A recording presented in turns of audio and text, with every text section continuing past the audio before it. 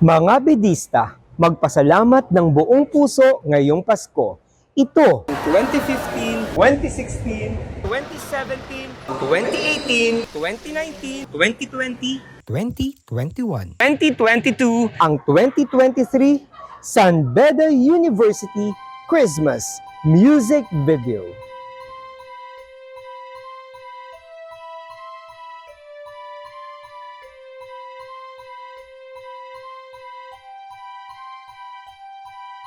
Lahat tayo ay nakakapansin na napakabilis ng takbo ng mga araw. Parang kailan lang bumabati tayo ng maligayang Pasko sa isa't isa at heto muli tayo ngayon, nagbabatian, subalit mas nagiging makabuluhan ito kung taglay ang dalisay ng pagbitaw ng isang pasasalamat. Bukod sa pagmamahalan at kapayapaan, ang pasasalamat ang isa rin sa diwa ng Pasko na dapat nating isabuhay. Kung may isang tao na ating dapat pasalamatan, ito ay walang iba kundi ang ating Panginoong Hesus. Sa kanyang pagsilang, tayo ay kanya ring iniligtas. Mas magaan sa puso kung maitatawid natin ang pagtanggap ng kabutihang loob mula sa iba. Maliit man o malaki, ang mahalaga ay bukal ito sa ating mga puso. Mga minamahal kong mga bedista, isang pamayanan tayong magdiwang, magsaya at magpasalamat sa kapanganakan ng ating tagapagligtas. Maraming salamat sa inyong lahat at maligayang Pasko sa bawat puso ng bedista.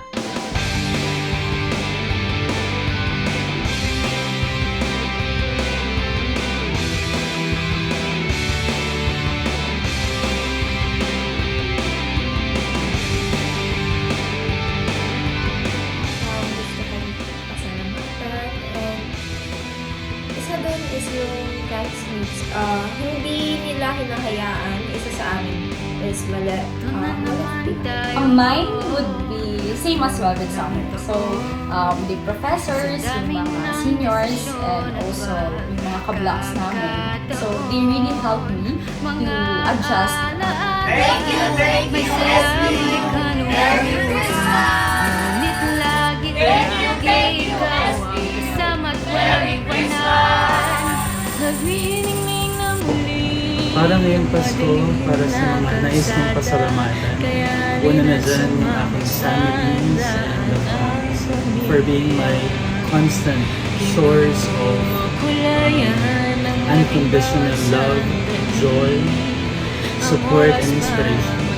And of course, my San Beda University family, particularly the College of Nursing, for the continued opportunities of fulfilling my dreams, my hopes, and my purpose of inspiring, of empowering our students in the College of Nursing as our future breed of better nurses.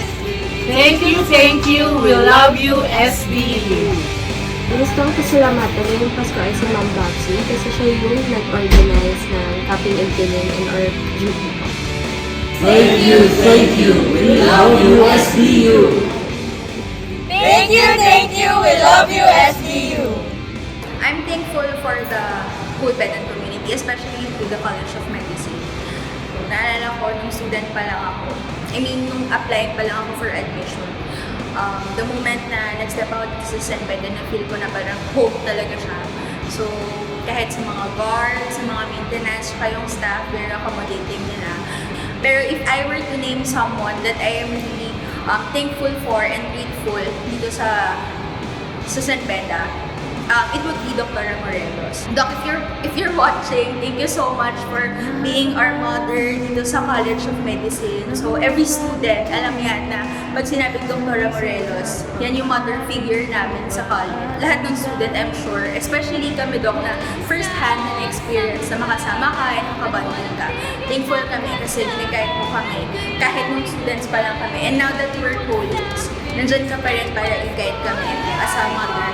So, thank you so much, Doc.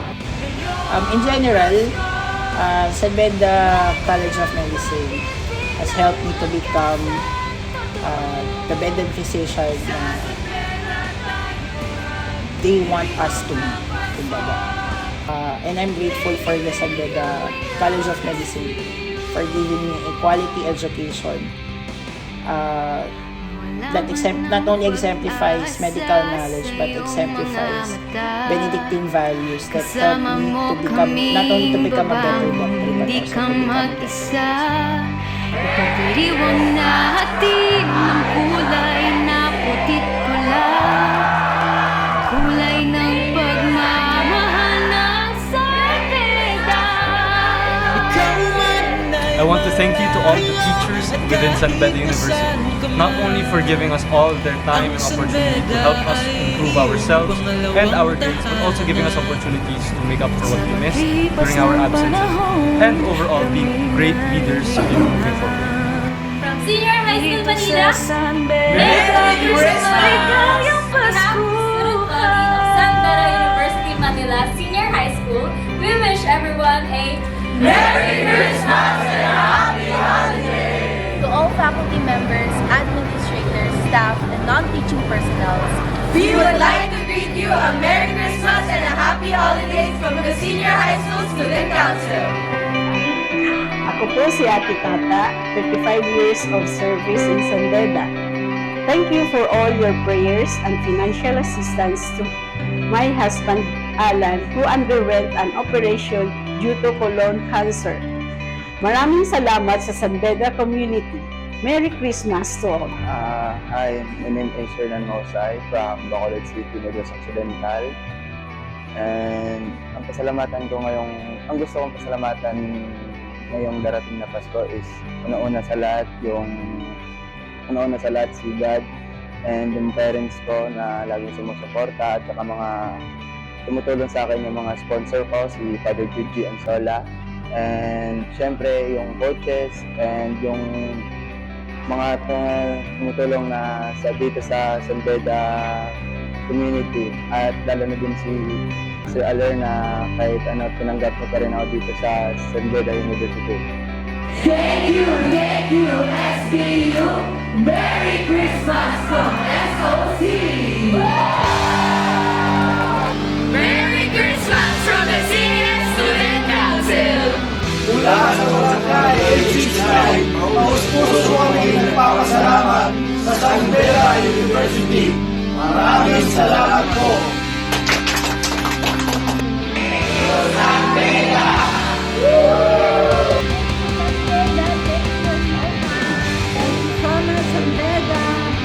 Kaya ikaw nawitin ngayong Pasko, may dalang pag-ibig na wagas at totoo.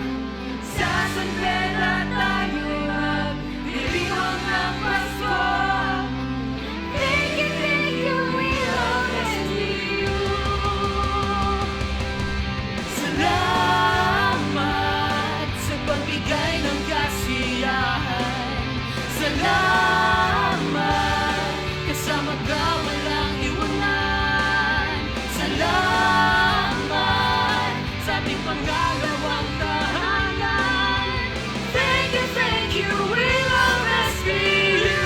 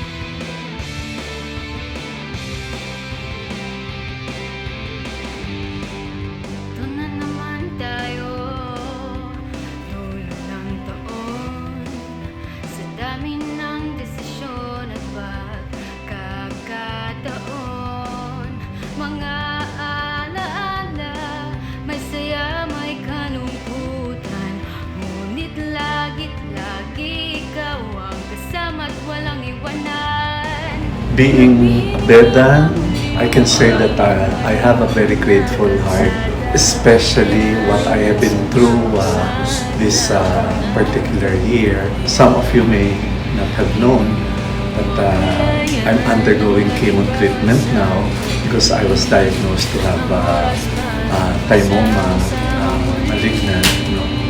Each day for me is a Thanksgiving day. Number one, to our Almighty Father for keeping me alive. Number two, of course, to my loved ones, to my family members and friends, who have been supporting me during this challenging journey. And of course, number three, how can I forget San Beda University? I have been here for 56 years already, having spent my elementary, my high school, my college years here in San Beda, and plus of course, up to now, I'm teaching here for 41 years. Perhaps next year, when I turn 65, I will have to say goodbye to my alma mater. I will always be grateful to San Beda for all that it has been to me through the many decades. So once again, binabati ko ang lahat ng isang maligayang Pasko at masaganang bagong taon. Patuloy tayong magpasalamat sa mga biyaya na ating natatanggap. Kaya ikaw lang